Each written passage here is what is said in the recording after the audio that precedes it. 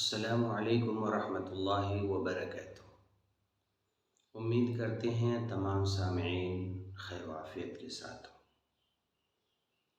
آج ہم پھر آپ کے سامنے حاضر ہوئے حضرت ابو بکر صدیق رضی اللہ عنہ کے زندگی کے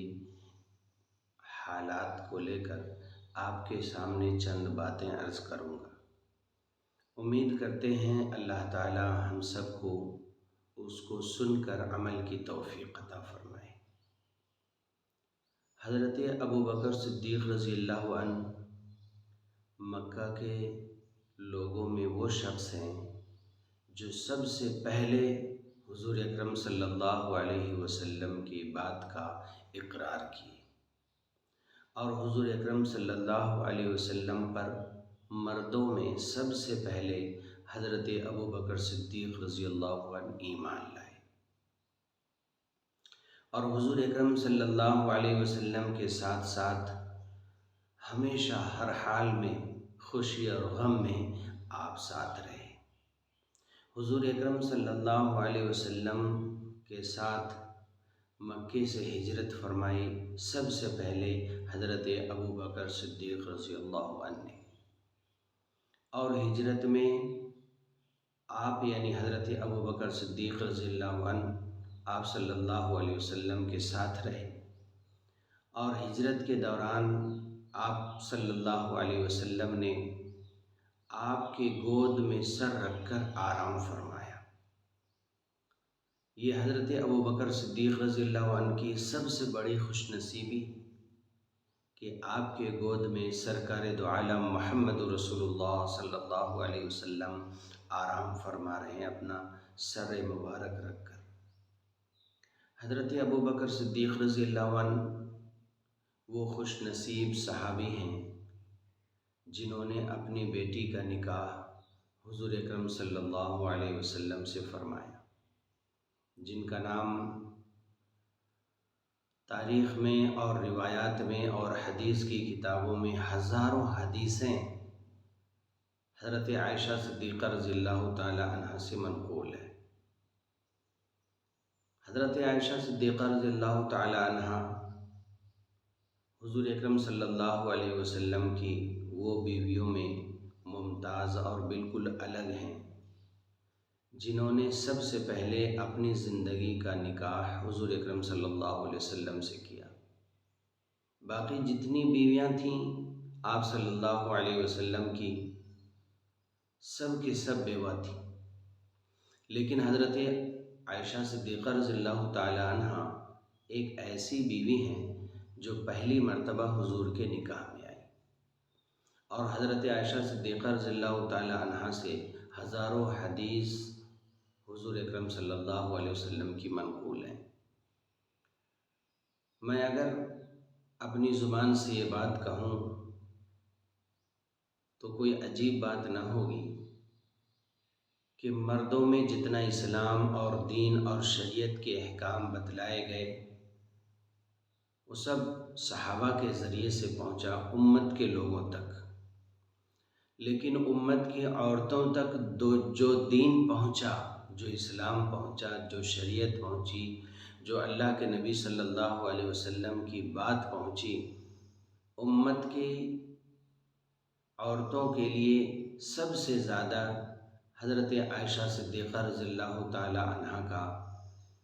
اور ان کا شوق اور ان کا جذبہ اور حضرت عائشہ صدیقہ رضی اللہ تعالی عنہ کی وہ قربانی ہے جو عورتوں کے لیے بے مثال ہے، کیونکہ سب سے زیادہ عورتوں میں جو علم آیا وہ حضرت عائشہ صدیقہ رضی اللہ تعالی عنہ کے ذریعے سے آیا۔ آپ کی بڑی امت کی عورتوں پر بڑی مہربانی ہے، بڑا کرم ہے، آپ نے ایسے ایسے مسائل حل کیے ہیں عورتوں کے جس کا صحابہ کے پاس بھی بعض روایت کے مطابق جواب نہیں تھا۔ اگر صحابہ کسی مسئلے پر الجھ جاتے اور اس مسئلے کا حل نہ ہو پاتا تو صحابہ حضور اکرم صلی اللہ علیہ وسلم کی چہیتی بیوی حضرت عائشہ صدیقہ رضی اللہ تعالیٰ عنہ کے پاس حاضر خدمت ہوتے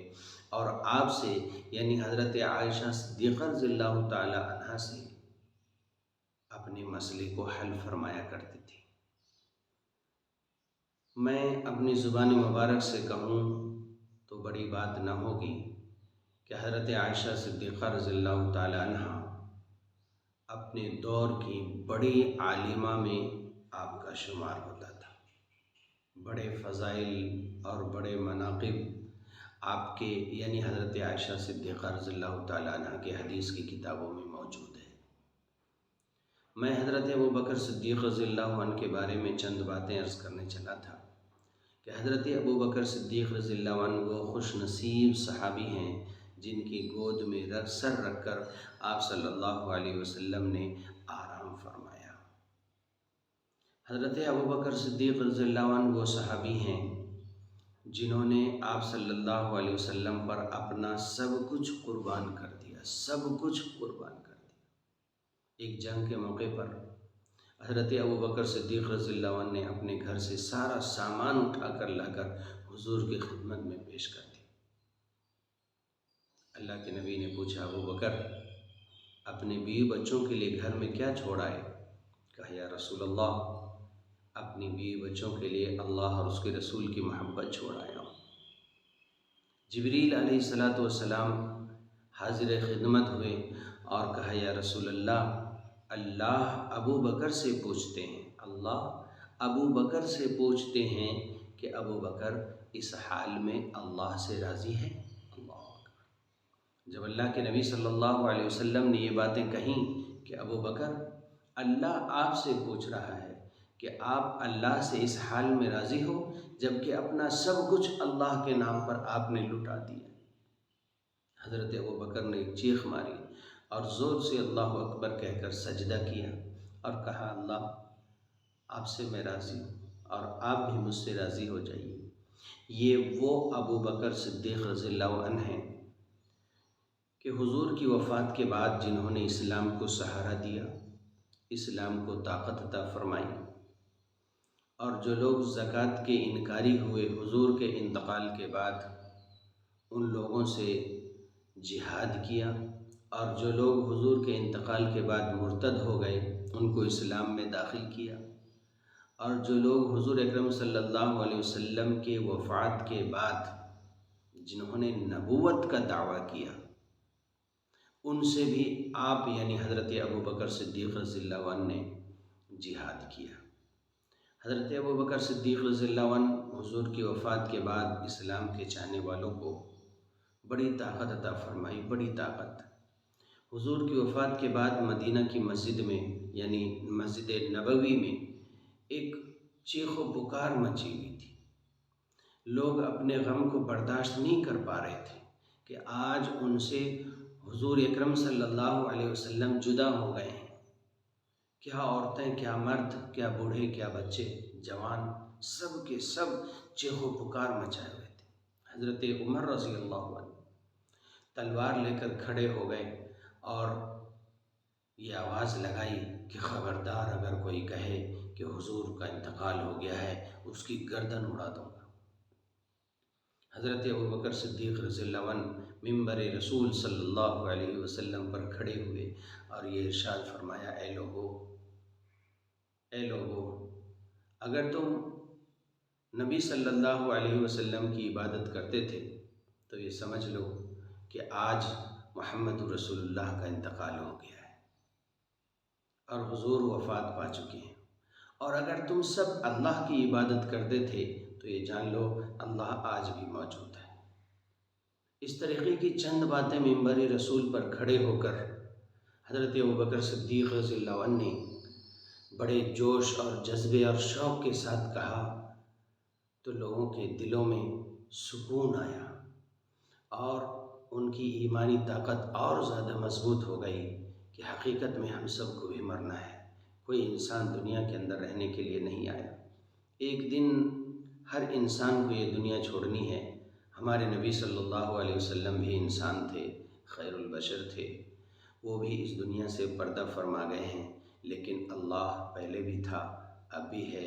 اور قیامت تک رہے گا، اور قیامت کے بعد بھی اللہ کی ہی حکمرانی ہوگی۔ جب یہ باتیں کہیں حضرت ابوبکر صدیق رضی اللہ عنہ نے، تو لوگوں کے دلوں کو مضبوطی ملی، لوگوں کے دلوں کو طاقت ملی، اور لوگوں کا رونا اور چیخنا چلانا کم ہوا۔ وہی ابوبکر صدیق رضی اللہ عنہ ہیں، حضور کی وفات کے بعد سب سے پہلے خلیفہ، حضور کے زندگی میں بتائے ہوئے باتوں پر عمل کرتے ہوئے کہ میرے بعد ابوبکر کو خلیفہ بنایا جائے، میرے بعد میرے مصلی کا جانشین ابوبکر کو بنایا جائے۔ حضور اکرم صلی اللہ علیہ وسلم کے زندگی کے آخری ایام یعنی آخری دنوں میں جب آپ صلی اللہ علیہ وسلم بہت زیادہ بیمار تھے اور مصلی پر آ کر نماز نہیں پڑھا سکتے تھے آپ صلی اللہ علیہ وسلم، اس وقت حضرت ابوبکر صدیق رضی اللہ عنہ نے آپ صلی اللہ علیہ وسلم کے رہتے ہوئے یعنی آپ صلی اللہ علیہ وسلم بیماری کے دن گزار رہے تھے اپنے کمرے میں اور اپنے گھر میں 17 نمازیں پڑھائی حضرت ابوبکر صدیق رضی اللہ عنہ نے حضور کے زندگی میں۔ اور حضور اکرم صلی اللہ علیہ وسلم کوئی ایک نماز کے بعد پردہ اٹھا کر دیکھتے تو دیکھتے کہ صحابہ نماز پڑھا رہے ہیں اور حضرت ابوبکر صدیق رضی اللہ عنہ امام بنے ہوئے اور صحابہ مقتدی بنے ہوئے۔ اللہ آپ کو توفیق دے، آپ مسجد نبی میں جائیں گے، جب آپ قبلے کی طرف گھوم کر نماز پڑھیں گے مسجد نبی میں، تو آپ صلی اللہ علیہ وسلم کا حجرہ مبارک آپ کے دائیں سائڈ ہوگا،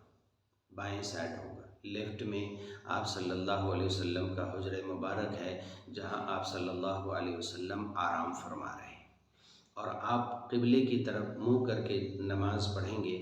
تو جب آپ پہلی مرتبہ سلام پھیر لیں گے اور جب آپ دوسری مرتبہ سلام پھیریں گے تو آپ کے سامنے حجرہ اقدس صلی اللہ علیہ وسلم ہوگا، جس کو گنبد خضرا بھی کہا جاتا ہے، جہاں حضور اکرم صلی اللہ علیہ وسلم آرام فرما رہے ہیں۔ اللہ آپ سب کو بھی زیارت نصیب فرمائے کہ اللہ کے نبی صلی اللہ علیہ وسلم نے ارشاد فرمایا، مسجد نبی میں اگر کوئی ایک وقت کی نماز پڑھ لے تو اسے 50,000 نماز پڑھنے کا ثواب ملتا ہے۔ اللہ اکبر! اللہ مجھے بھی آپ کو بھی بار بار وہاں پر حاضری نصیب فرمائے۔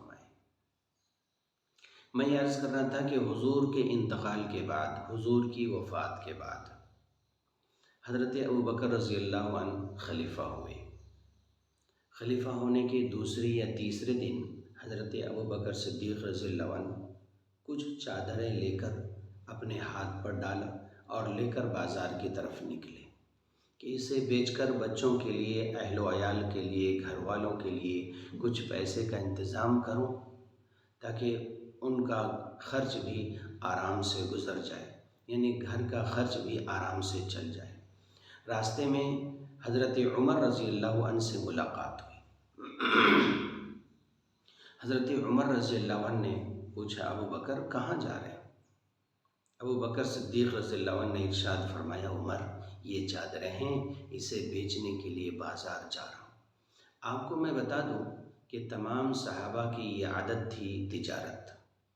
آپ صلی اللہ علیہ وسلم نے اس کو پسند فرمایا، خود آپ صلی اللہ علیہ وسلم نے اسے کیا بھی، تجارت بھی کیا آپ صلی اللہ علیہ وسلم نے، اور آپ صلی اللہ علیہ وسلم نے تجارت کرنے کو اپنی امت کو کہا بھی اور اس کا طریقہ بھی بتایا اور تجارت کر کے بھی دکھلایا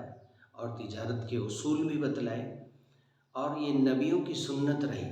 تمام نبیوں نے تجارت کا کام کیا ہے، سامان خریدنا اور منافع کے ساتھ بیچنا، یہ نبیوں کی سنت رہی اور صحابہ کی سنت رہی، تابعین، تبع تابعین، بزرگان دین، اولیاء کرام کی سنت رہی۔ تمام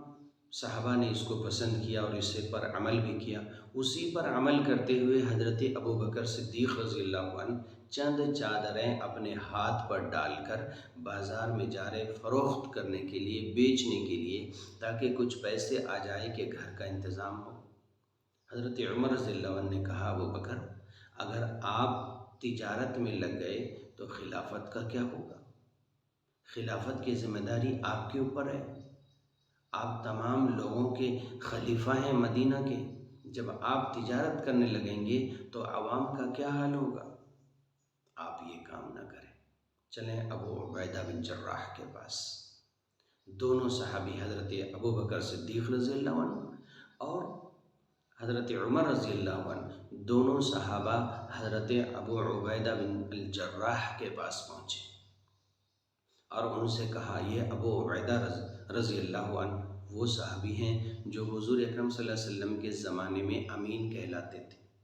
تمام سامان کی ذمہ داری ابو عبیدہ رضی اللہ عنہ کے پاس تھی، جو حضور اکرم صلی اللہ علیہ وسلم رکھواتے تھے، جسے ہم بیت المال کہتے ہیں۔ خزانچی ابو عبیدہ رضی اللہ عنہ ان کے پاس تشریف لے گئے دونوں، اور حضرت عمر رضی اللہ عنہ نے ارشاد فرمایا کہ ابو عبیدہ یہ ابو بکر صدیق ہیں، ان کا بیت المال سے کچھ وظیفہ مقرر کر دو تاکہ یہ خلافت کے کام کریں اور ان کا کام آسان ہو جائے۔ اگر یہ تجارت کرنے لگے تو پھر خلافت کا کام کیسے پورا ہوگا؟ ابو عبیدہ رضی اللہ عنہ نے اس وقت کے حالات کے مطابق حضرت ابو بکر صدیق رضی اللہ عنہ کے لیے وظیفہ مقرر کر دیا۔ حضرت ابو بکر صدیق رضی اللہ عنہ خلافت کے کام میں مشغول ہوئے اور اپنے گھر کا خرچ آرام سے چلنے لگا۔ چند دنوں کے بعد بیوی نے کہا کہ ابو بکر صدیق رضی اللہ عنہ سے کہ ہمیں کچھ میٹھا کھانے کا دل کر رہا ہے، لہٰذا آپ بازار سے کچھ میٹھی چیز خرید کر لائیں۔ ابو بکر صدیق رضی اللہ عنہ نے ارشاد فرمایا کہ میرے پاس اتنے پیسے نہیں ہیں کہ ہم آپ کے لیے کچھ میٹھی چیز بازار سے خرید کر لائیں جسے آپ کھائیں گے اور بچوں کے لیے کچھ میٹھا انتظام ہو جائے۔ بیوی نے ایک مشورہ دیا۔ مشورہ یہ تھا کہ آپ کے جو بیت المال سے تنخواہ ملتی ہے اس میں سے میں تھوڑا ایک ایک آنا، دو آنا، تین آنا، تھوڑے پیسے جمع کر لوں گی۔ جب تھوڑا پیسہ جمع ہو جائے گا تو اس پیسے سے آپ میٹھی چیز خرید کر کے لائیں، ہمارے بچوں کے لیے اور ہم لوگوں کے لیے میٹھے کا انتظام ہو جائے گا۔ ابو بکر صدیق رضی اللہ عنہ کو یہ بات پسند آئی اور انہوں نے اجازت فرمائی۔ اب بیوی روزانہ کے خرچے میں سے، ابو بکر صدیق رضی اللہ عنہ کی بیوی روزانہ کے خرچے میں سے تھوڑا پیسہ بچا کر، ایک آنا دو آنا پیسے بچا کر ایک دن جمع فرمایا اور تھوڑے پیسے حضرت ابو بکر صدیق رضی اللہ عنہ کی خدمت میں پیش کیا کہ یہ پیسے ہیں جو میں نے روزانہ کے اعتبار سے بچائے ہیں، آپ بازار جائیں اور میٹھی چیز خرید کر لائیں بچوں کے لیے اور ہم سب کے لیے۔ ابو بکر صدیق رضی اللہ عنہ نے ارشاد فرمایا کہ پتہ چلا اور تجربے سے یہ بات سامنے آئی ہے کہ ہماری تنخواہ زیادہ ہے۔ اللہ اکبر، ہماری تنخواہ زیادہ ہے۔ یہ جو پیسے آپ بچائے ہیں ہمارے تنخواہ میں سے، پتہ چلتا ہے کہ ہمارے تنخواہ بیت المال سے زیادہ آ رہی ہے۔ ہمارا گزر ان پیسوں کے علاوہ بھی ہو سکتا ہے، اس لیے ابو بکر صدیق رضی اللہ عنہ نے میٹھا بازار سے نہیں خریدا اور جو پیسے ان کی بیوی نے روزانہ کے حساب سے تھوڑے بچائے تھے وہ سارا پیسہ بیت المال میں جمع کر دیا اور کہا کہ ہمارے تنخواہ میں سے یہ پیسہ بچ گیا ہے، اس لیے آپ اسے بیت المال میں جمع فرما لیں، اور جتنا پیسہ بچا تھا اتنا پیسہ اپنی تنخواہ میں سے کٹوا دیا۔ کہا کہ آئندہ اتنے پیسے ہمیں کم دیے جائیں تنخواہ میں۔ یہ وہ ابو بکر صدیق رضی اللہ عنہ کیسی قناعت کی زندگی گزارے، اور آج ہم امت مسلمہ فضول خرچی میں سب سے آگے۔ اللہ کے نبی صلی اللہ علیہ وسلم نے ارشاد فرمایا کہ فضول خرچی کرنے والے شیطان کے بھائی ہیں۔ اگر اللہ نے آپ کو تھوڑا دیا ہے، تھوڑے میں زندگی گزاریں، اسی میں خوش رہیں اور اسی کے لیے اللہ سے دعا کرتے رہیں کہ اللہ آپ نے جتنا کچھ ہمیں دیا ہے ہمارے لیے بہت خوشی کی بات ہے، آپ ہمارے دل کو راضی کر دیجئے، آپ اپنی نعمت پر ہمارے دل کو راضی کر دیجئے۔ اللہ تعالیٰ نے آپ کو جتنا دیا اسی میں خوش رہیں، اسی میں زندگی گزاریں، قناعت کے ساتھ زندگی گزاریں۔ اگر اللہ نے بہت دیا ہے تو اللہ کے راستے میں خرچ کریں۔ جو آپ کے بیوی بچوں کے خرچ کے بعد پیسہ بچ جائے وہ غریبوں کا حق ہے، وہ غریبوں میں آپ تقسیم کریں۔ کتنی معاشرے کے اندر